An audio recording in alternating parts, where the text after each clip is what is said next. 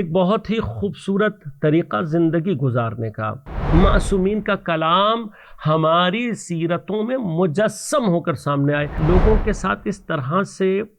خلط یعنی مکس ہو جاؤ۔ اعوذ باللہ من الشیطان الرجیم، بسم اللہ الرحمن الرحیم،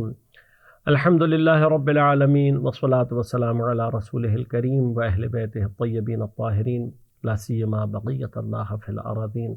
روحی وارواح العالمین علی تراب مقدمہ الفداء ولعنۃ اللہ علی اعدائہم اجمعین، اما بعد،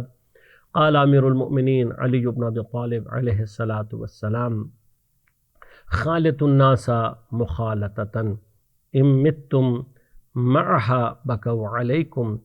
وَإِنْ عِشْتُمْ حَنُّوا إِلَيْكُمْ۔ 5 منٹ نہج البلاغہ اور حضرت امیر علیہ الصلاۃ والسلام کی خدمت میں۔ ہمارے اس سلسلے کا مقصد اور ہدف یہ ہے کہ ہم آج کی اس مصروف دنیا میں صرف 5 منٹ نکال کر اپنے آپ کو نہج البلاغہ اور حضرت امیر علیہ الصلاۃ والسلام کی خدمت میں لے کر آئیں۔ ہماری حیثیت صرف ایک وسیلے سے زیادہ کچھ بھی نہیں ہے، اور ہم کوشش یہ کر رہے ہیں کہ خود بھی اور اپنے تمام سامعین کو، تمام ناظرین کو لے کر نہج البلاغہ اور حضرت کی خدمت میں لے کر آئیں، اور نہج البلاغہ کے اعجاز آمیز کلمات اور جملات سے آپ کو نہ صرف آگاہ کریں بلکہ ہم ان کلمات سے استفادہ کرتے ہوئے اپنی زندگیوں کو مزین اور منور کر سکیں۔ ایک بہت ہی خوبصورت طریقہ زندگی گزارنے کا حضرت امیر علیہ الصلاۃ والسلام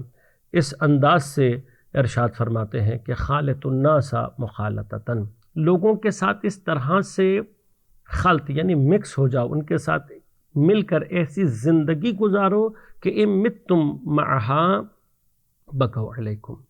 کہ اگر مر جاؤ تو وہ لوگ تم پر روئیں،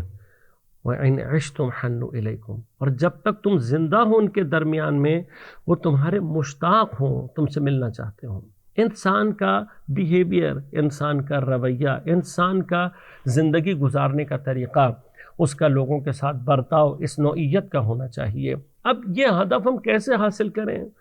شاید ہمارے لیے بعض چیزوں کو سمجھنا مشکل ہو، لیکن بعض افراد نے اس جملے کو اپنی زندگی میں اس طریقے سے انجام دیا تھا کہ اگر آج ہم ان کو یاد کریں اور ان کی طرف متوجہ ہوں تو شاید وہ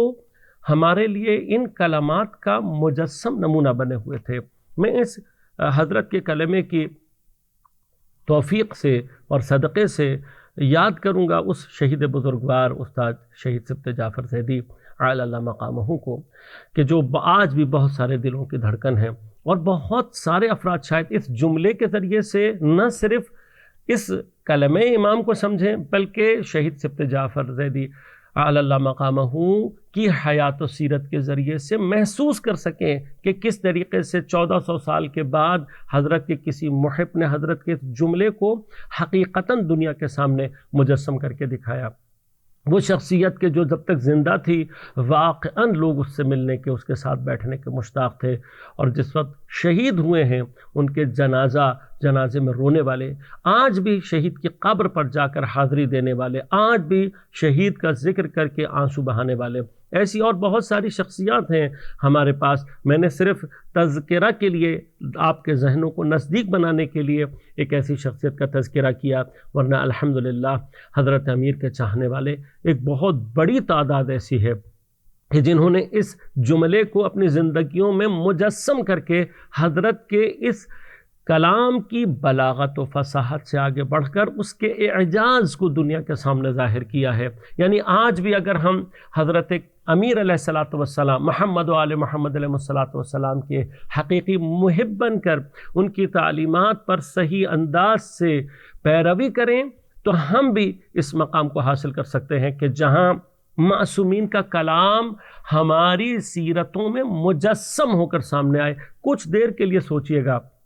کہ جب شہید سبط جعفر قیامت کے دن محشور کیے جائیں گے، اور کم از کم صرف یہ ایک عنوان کہ معصوم کی حدیث کو انہوں نے مجسم کر کے دکھایا، تو قیامت میں ملائکہ کے لیے باعث رشک و افتخار ہوں گے۔ کاش خدا